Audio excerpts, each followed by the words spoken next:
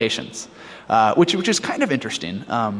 You could say that there's a low probability for me to just go download this accidentally, like downloading a system utility that accesses all like contact and location data. I'm going to immediately click cancel. But there are apps in the market that do something different than they say they're doing. And this is a fairly interesting kind of precedent and not always a good thing. When you have all sorts of apps floating around that do a lot of really gnarly things, but they don't actually tell you up front, hey, we're doing a whole bunch of really gnarly things. The Android permission model mitigates this actually quite a bit in the sense of you can actually see what it's doing. But a lot of users just click OK. I mean, if there's anything we know in security, the affirmative button gets clicked far more often than the negative button. Right. And one of the great things that we're seeing in the context of Android is there is fine-grained understanding of permissions, and there is the community policing model where in the context where we see bad apps, we have the ability to, in many cases, go ahead and address those and pull those out of the market. So an aside, there was a great talk at Black Hat DC this year.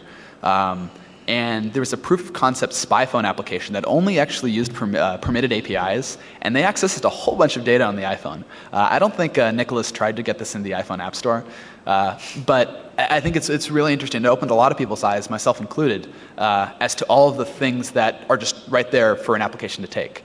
On iPhone, users don't know all of the granular permissions. The exception is location and push.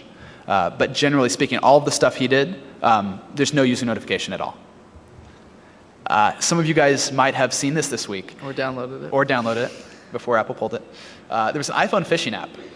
Flashlight, not phishing. Or sorry, well, you're right, sorry. It was a flashlight application, not a phishing application. Entirely different. Developed by a 15-year-old. He created this flashlight app that looked and felt and quacked like a flashlight app, but also had a functional SOX proxy inside. So if any of you guys have an iPhone, you know that you're not supposed to tether on AT&T. It's a premium service, and so having an app that allows you to tether allows you to get around that premium service. Obviously, not something Apple wants to have in the App Store. This application was actually accepted and was live in the App Store. Once everyone found out about it, Apple removed it. I think the really big message here, yes, it's cool that we can tether and like 1,000 people got access to this, but Apple's never claimed to have a silver bullet, and no security person would ever claim to have a silver bullet. They're keeping the App Store safe, but I think it's really important to realize that no security measure is 100% perfect. The fact that a 15-year-old sneaked an application that seemed like a flashlight app, but was actually a SOX proxy into the App Store is very significant. Imagine what the Russian business network could do if they put 10 developers on sneaking something into the App Store. I mean, there's a lot of very interesting things that could happen there. And I think it's important that we all are vigilant in the type of apps we download and not just be complacent to say, oh, Apple is solving security for us, wave the magic wand, we don't need to worry about it anymore. It's up to everyone to keep the ecosystem safe. Lesson learned here is apps aren't always upfront about what they do.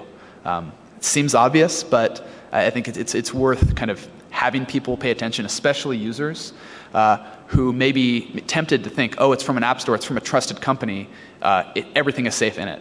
And we want to say, hey, it's a lot safer than having nobody helping keep things safe. But there's no user ignorance is bliss that can go on here. Users still need to pay attention and be vigilant. Fourth story, the orange wallpaper. So we found some spy apps in the wild, and those are obviously bad. What other sensitive data could apps be getting? Maybe not, knowing where I am, who I call, what I ate, but things that somebody could use to profit or for other motives. Phone number, IMEI, IMSI. There's only a couple hundred of these in the market, so it's actually a fairly tractable problem once we narrow down the applications that actually access these APIs to analyze a few of them. First, we looked at patterns. Are there any developers that have a whole bunch of applications in the App Store? And wow, Jackie Wallpaper has 76 apps, and I don't even know how to say the name, has 8 apps. That's quite a few that all access these same permissions. That seems a little sketchy to me. What are these apps, you might ask?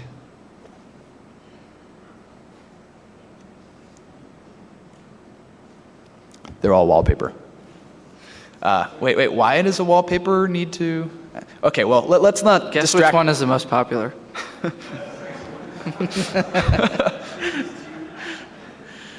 So let's not distract ourselves with silly security questions.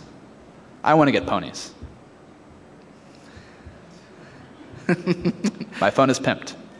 Wait. Why again are wallpaper accessing my phone in IMSI and IMEI? It's a good question. So we Wiresharked it. You probably can't read this, but this is what happened when we ran the application. So we installed the wallpaper app. We got ponies. And this HTTP request was sent in the clear, mind you, to a server. My SIM serial number, my subscriber ID, my phone number, and my voicemail number.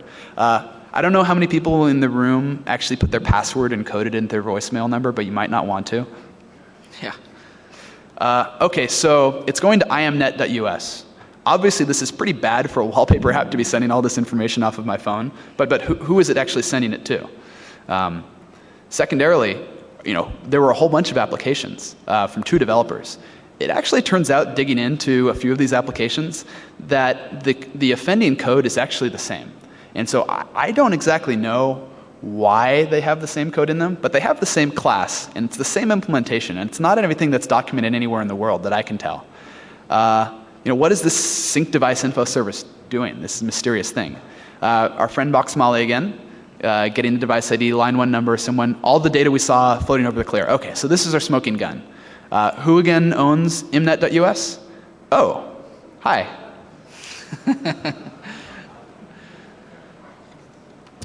But nobody would download a wallpaper app that reads your phone state and identity, right?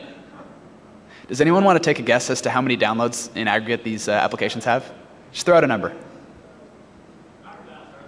Oh, come on, 100,000. Go higher than that. Higher than that.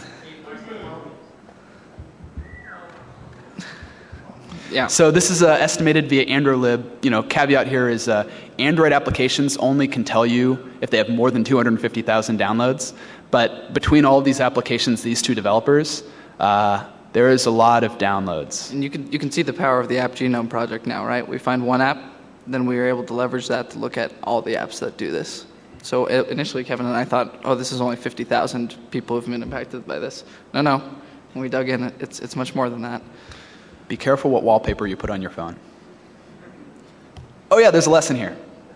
Apps take advantage of stuff. Yeah, who would have thought? So if an application requests permissions and you put it on your phone, you can probably be pretty sure it might take advantage of those things. Right, and this is something, it's not one platform or another. I mean, this is something that everyone needs to be vigilant about, and this is not just the OS developers, it's developers themselves, security professionals, and consumers. We all have to take this super seriously. Mobile platforms exploding so quickly now that clearly people are looking at this in a way that they're trying to take advantage of it. So if we sit there and don't do anything about it, we're going to see this become pretty common. So we went through a lot of that pretty fast. So what did we learn here? First, not all apps that access sensitive data are bad. The key thing, yes, we did find some bad things in the wild, but doesn't mean that a soundboard that is accessing your contacts is really doing malicious things. Developers, message to you, pay attention to what you put in your apps, pay attention to what you subject your users to, especially when developers are bringing in third-party code. As a user, apps may not be saying what exactly they're doing. Do you trust app descriptions? Android, look at the permissions. If you're a IT administrator, encourage your users. I mean, education is obviously part of it. Finding bad things and removing them is another part. And educating everyone is part as well. Yeah. And then apps, taking advantage of their capabilities. Obviously, it's going to happen. So we kind of talked about, imagine there's a hypothetical vulnerability. Such a thing will never happen on a mobile device ever. And we want to figure out, 1, are there apps that are vulnerable in the market? 2, is there anything exploiting it? These are pretty good questions to ask, especially during security response. Imagine we disclose said hypothetical vulnerability to a major vendor, and we want to have data about whether people are being exploited in the wild or not, help determine whether we should publicly disclose. Right? This is a very hot topic question. I'm not going to get too far into it. But the idea being that if a vulnerability is being exploited rampantly in the wild and users can do something about it, even though there's no fix, many would argue that it's beneficial to the end user to know about the vulnerability and be able to take a workaround fix. And if we can identify bad things in the wild that are exploiting a vulnerability, that might drive how we choose to guide our disclosure discussions, and having evidence to actually support those discussions instead of speculation as to somebody might be thinking about this, somebody might be exploiting this, so on and so forth. Right, so I mean, what's so cool, we have real data. Not only can we discover what's happening very quickly, we can respond to what's happening super quickly. So let's take an example of this account hijacking vulnerability we talked about earlier. On Android, apps shouldn't be able to get around their permissions. We talked about modulo root. And let's imagine we find all applications with read log permissions, right? In order to exploit the hypothetical service we described, you need to be able to read the logs that app spits out. And actually, if you look at the number of applications in Android that request read logs, it's only a few hundred. So it's actually a tractable problem to solve with Red Bull. And so we can automate static analysis to identify code that accesses log data. And we can actually go look at all of these applications. And see, is this a legitimate use of log data? We might find we were looking for vulnerability A, but we really find that it was looking at vulnerability B that we didn't yet know about. But we can also tell if it's targeting our specific app in general. And so that's one example of how you can use this data. And I'm personally very excited about being able to actually ask the entire set, or at least a large set of the applications in the world about vulnerabilities, and using that during security response. And this is just the beginning, right? There's 300,000 apps now. What is there going to be? 1 million in the next 6 months? Who knows? And we're going to be publishing more and more on this data set. It's only going to get more interesting. So we're going to try to predict the future a little bit. What's to come? We have some interesting data about mobile apps right now on different platforms. Where do we think this is all going? So I think the first thing is App Store distribution changes a lot. I think when you're trying to figure out where mobile apps, like where bad stuff is going to happen, you have to look at what app stores will allow and what they won't. Yeah. And clearly, we're going to see obviously less of the traditional viruses that we did on the desktop, but we're going to see more of the gray area, right? Yeah. How many hours do you think it'll take to remove "this is a virus" app from any app store? I mean, it's going to be removed nearly instantly. If it even makes it. If it even makes it, yes. So the question is, there's a lot of really sensitive stuff on your phone. So effectively, there are gold bars in there, and people want to get access to said gold bars. Do you think that people are going to say, "Oh, I couldn't do what I did before, therefore I'm not going to try"? That seems a little silly to me. But the question is, what are we seeing right now that leads us to believe that different sorts of things are happening? For example, apps that seem good but actually have hidden functionality. This flashlight app, I guarantee you, was a wake-up call to everyone, A, who wanted to tether, but B, who's trying to sneak things into the App Store, whether it's just because you want to get access to protected APIs to get someone's phone number, or you want to do something far worse. There was an interesting example of a game on iPhone not too long ago called Aurora Feint. Some of you guys remember it. What it did was it implemented multiplayer by uploading your contact list to a server. And this is a legitimate developer. Totally legitimate game. Doesn't look so good from a black box perspective. But things like that, how do you know if that application is good or bad? Is that an application that is actually just snarfing down your contact list and going to sell it to spammers? Or is that like some guys who really didn't know how to do multiplayer very well? Yeah, it turned out to be the latter, but... So differentiating between honest mistake, legitimate developer building great games, between someone maliciously trying to spy on you, for example. And arguably, you may not be able to differentiate between the two.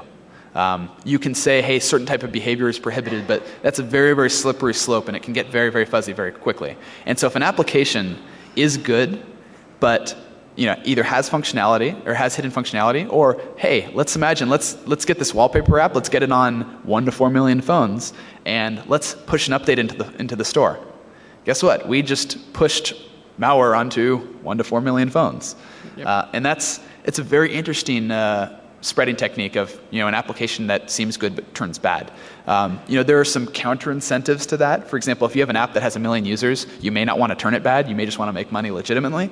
But We'll see. I also think